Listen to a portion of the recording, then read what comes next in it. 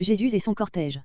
L'évangéliste nous présente le Sauveur allant de lieu en lieu pour annoncer le royaume de Dieu, accompagné des 12 et de quelques femmes qui, guéries par lui de leurs infirmités, l'assistent de leurs biens. Il nous indique les noms de ces femmes, 1 à 3. La parabole du semeur.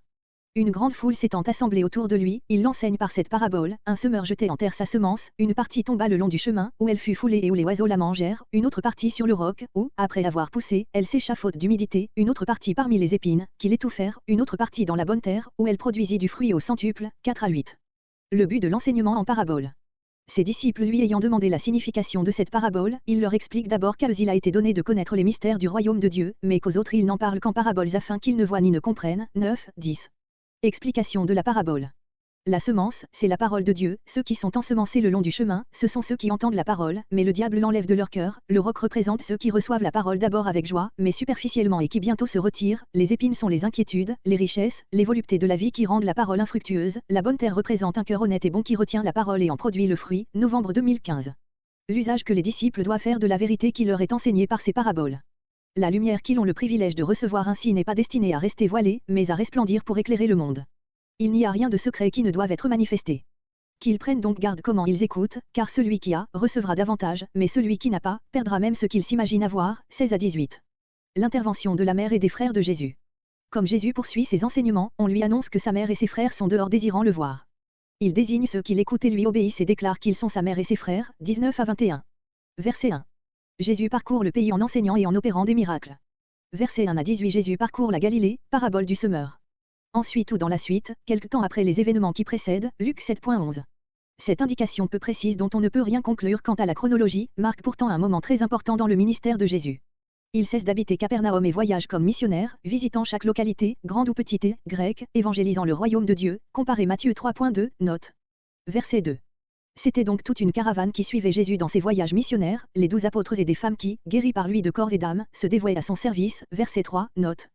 Pour les disciples, c'était une école d'évangélisation, où ils recueillaient, sous la direction du Maître, de précieuses expériences en vue de leur œuvre future.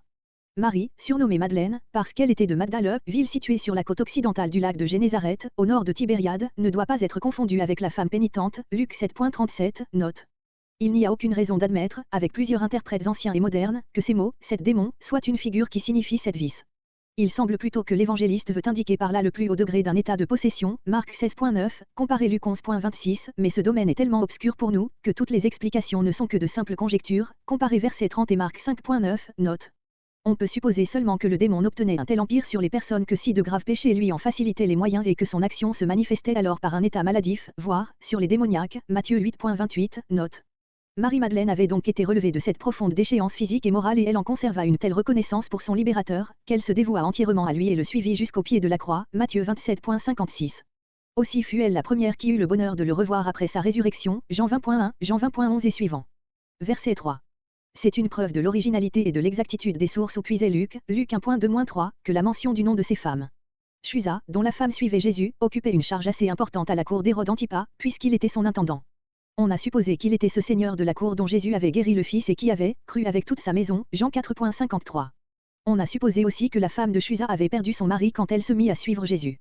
Ce sont là des conjectures, qui n'ont en elles-mêmes rien d'inadmissible, mais qui ne se fondent sur aucune donnée des évangiles.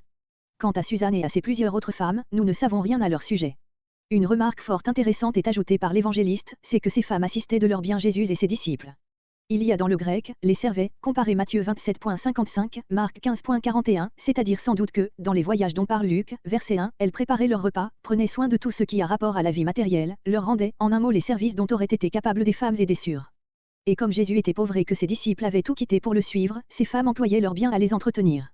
Quelle humilité en Jésus qui, n'ayant pas un lieu où reposer sa tête, consentait à vivre de la charité de ceux qui l'avaient enrichi de biens spirituels.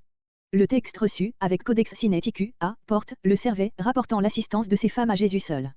Mais il est évident que les disciples n'étaient pas exclus de leurs soins et la leçon, les servait et de beaucoup la plus autorisée. Verset 4. Une grande foule suivait Jésus, mais en outre, de chaque ville, dans la contrée où il passait, verset 1, de nouvelles troupes venaient à lui. Matthieu et Marc décrivent plus exactement que Luc le lieu et la scène de ce grand rassemblement de peuple et de la prédication de Jésus. Celle-ci eut lieu surtout en parabole. Luc emploie ce mot au singulier parce qu'il n'en rapporte qu'une. Voir, sur ce mode d'enseignement, Matthieu 13.3, note, et, sur la parabole du semeur qui va suivre, Matthieu 13.1-23, note et Marc 4.1-20, note. Nous ne relèverons que ce qui est particulier à Luc. Verset 5. Il y a dans ces termes accumulés quelque chose de familier et de solennel à la fois qui excite l'attention. Meyer. Voir, sur ces premiers mots de la parabole, Marc 4.3, note. Les grains de semences tombés le long du chemin devaient être foulés par les passants. Luc seul a relevé ce trait, que Jésus n'explique pas ensuite, verset 12, mais qui n'en est pas moins l'une des causes pour lesquelles cette partie de la semence reste improductive. Verset 6. Le roc recouvert d'une légère couche de terre. C'est ce que les deux autres évangélistes appellent des endroits rocailleux. Le manque d'humidité, expression particulière à Luc, que Matthieu et Marc remplacent par celle de manque de profondeur et par celle-ci, n'avoir point de racines, verset 13.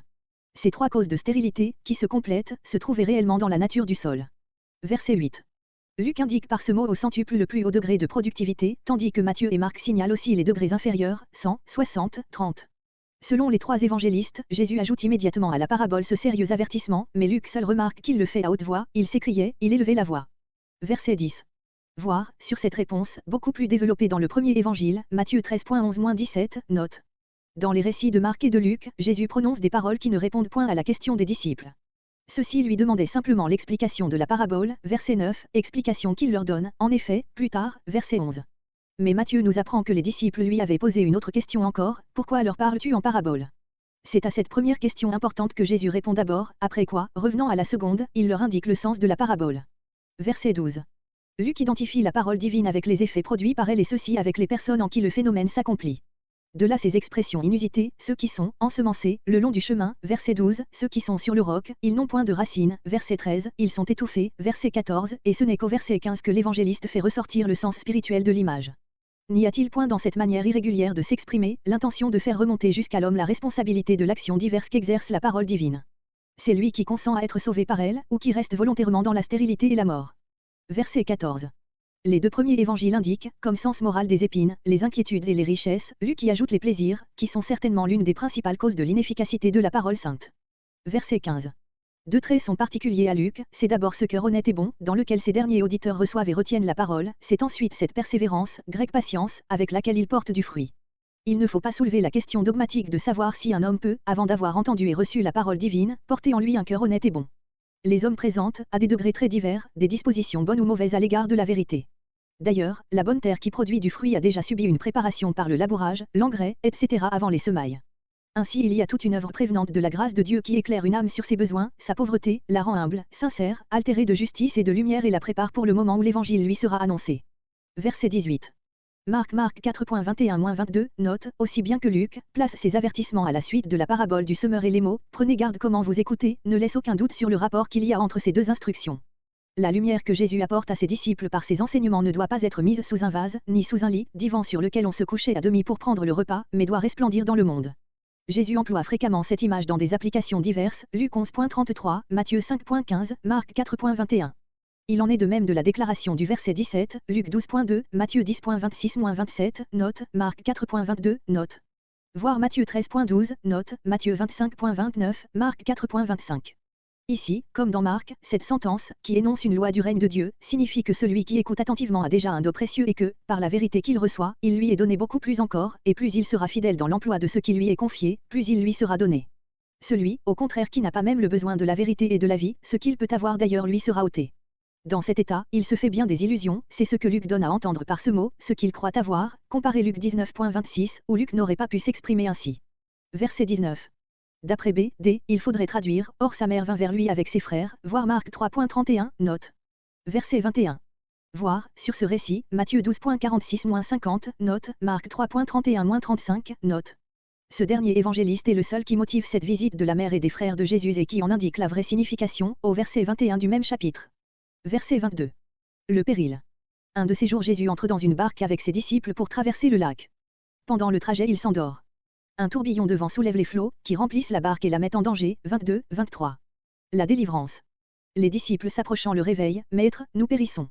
Mais lui commande aux vents et aux flots qui s'apaisent. Alors, il leur dit, où est votre foi?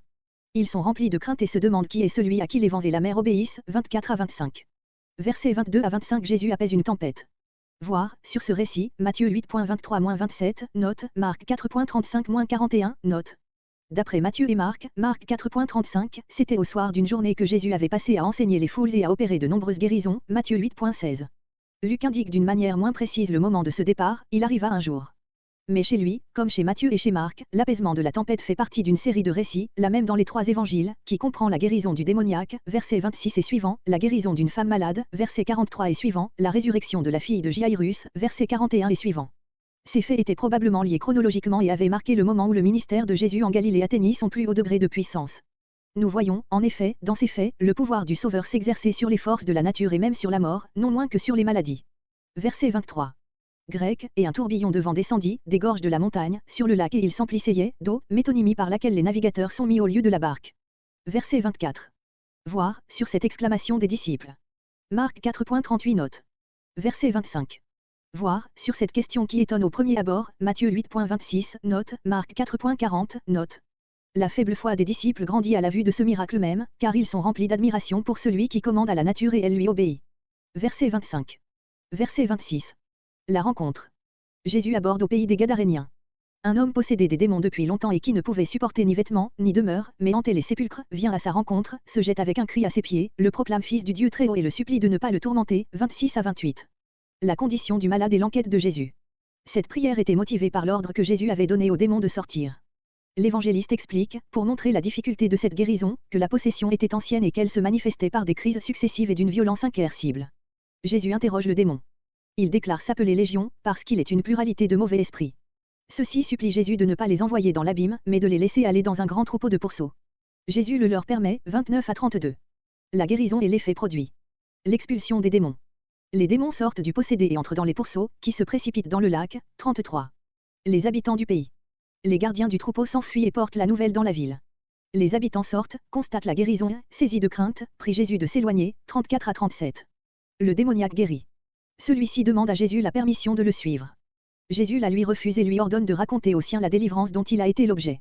Il la publie dans toute la ville, 38, 39. Versets 26 à 39 Guérison du démoniaque de Gadara. Voir, sur cette guérison d'un démoniaque, Matthieu 8.28-34, notes et Marc 5.20, note. Il est presque impossible de fixer la vraie leçon de ce nom propre qui, suivant les manuscrits, varie entre gadarénien, texte reçu, A, majuscule, gergésénien, codex sinaiticus, version égyptienne, et gérasénien, B, D, Itala. Voir Matthieu 8.28, note. Verset 27. Codex sinaiticus, B porte, un homme, ayant des démons, et depuis un longtemps, il ne revêtait point d'habit. Le texte reçu paraît avoir conservé la leçon originale. Verset 29. B et quelques majuscules portent, car il commanda ou avait commandé à l'esprit impur. Codex sinaiticus, A, C et la plupart des majuscules ont ce verbe à l'imparfait, commandait, dans Marc, il lui disait, ce qui indique une action répétée, prolongée. Le démon n'obéit pas aux premiers ordres de Jésus, mais en fut exaspéré. De là son cri et sa application, verset 28. L'Évangile accumule les détails relatifs à la condition physique et morale de ce malheureux, dans l'intention, sans doute, de faire ressortir la difficulté que présentait sa guérison.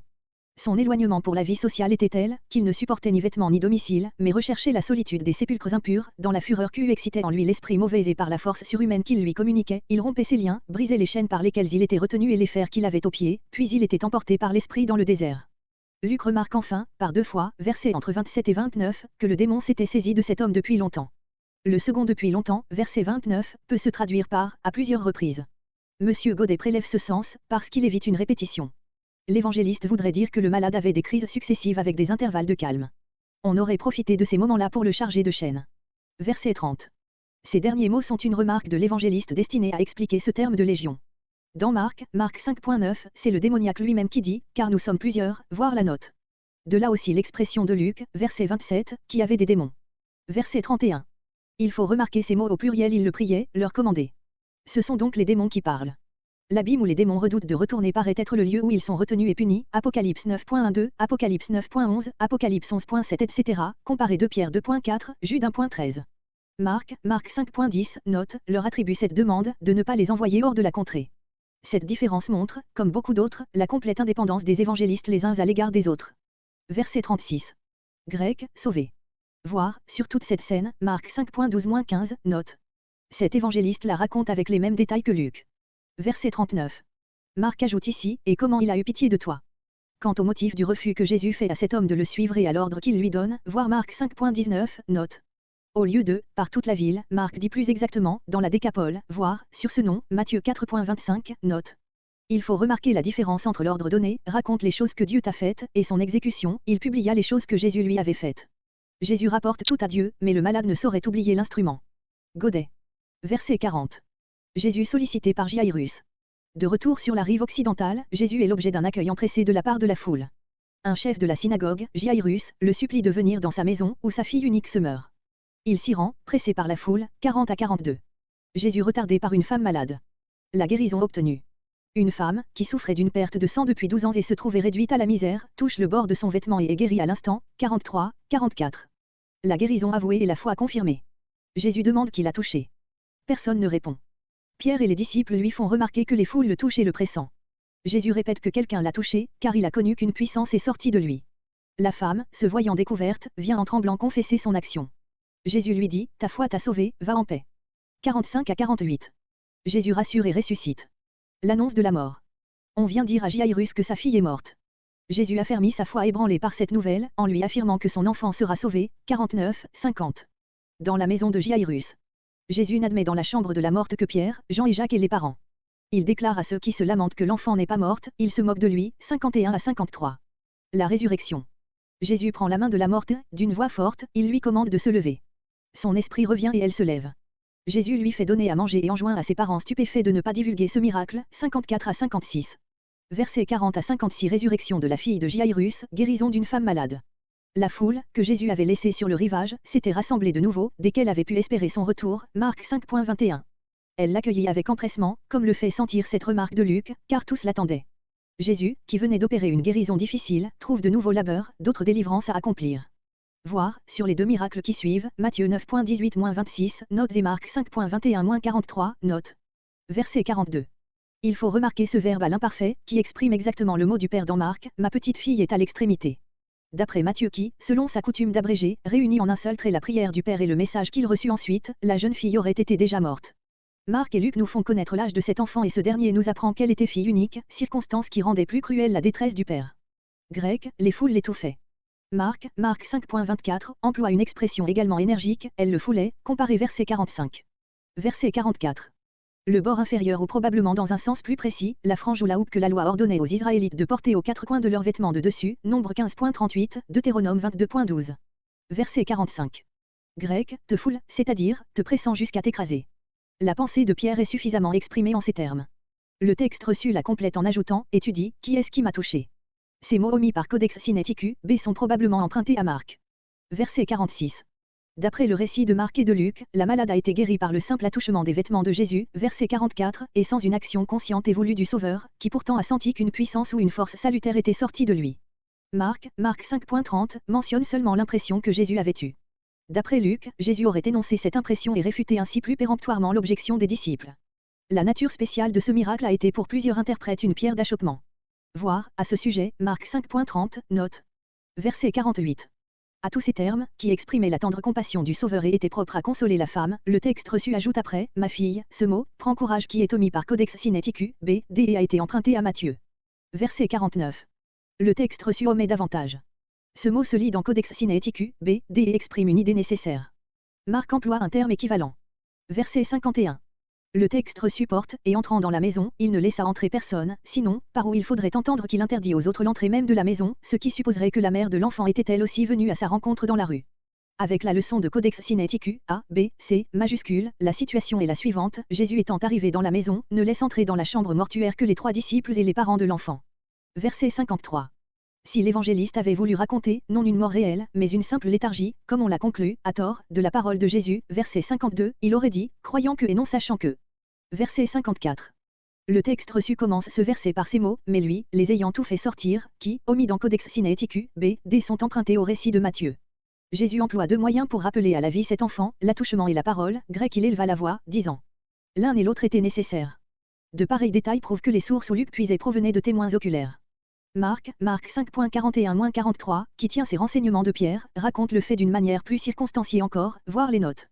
Verset 55. Luc caractérise par ces termes, qui lui sont propres, la résurrection de l'enfant. La mort et la séparation de l'esprit et du corps, Jésus, par sa parole puissante, rappelle cet esprit et l'enfant revit, comparé Acte 20.10. Verset 56. Voir, sur l'ordre que Jésus donne souvent de ne pas publier ses miracles, Matthieu 8.4, comparé Marc 7.36, Marc 8.26. Le récit de ce double miracle porte, à chaque trait, le sceau de la vérité, de la simplicité et de la grandeur. Cette angoisse du Père et cette timidité craintive de la femme, cette agitation du peuple et cette tranquillité majestueuse du Seigneur, cet étonnement des disciples et cette déclaration positive et réitérée, quelqu'un m'a touché, ce rire incrédule des uns, verset 53, et cette explosion de douleur chez les autres, verset 52, cette majesté qui commande à la mort et ce soin d'en cacher les effets miraculeux, tout cela forme un tableau inimitable d'une vivante réalité historique. Ô Osterds!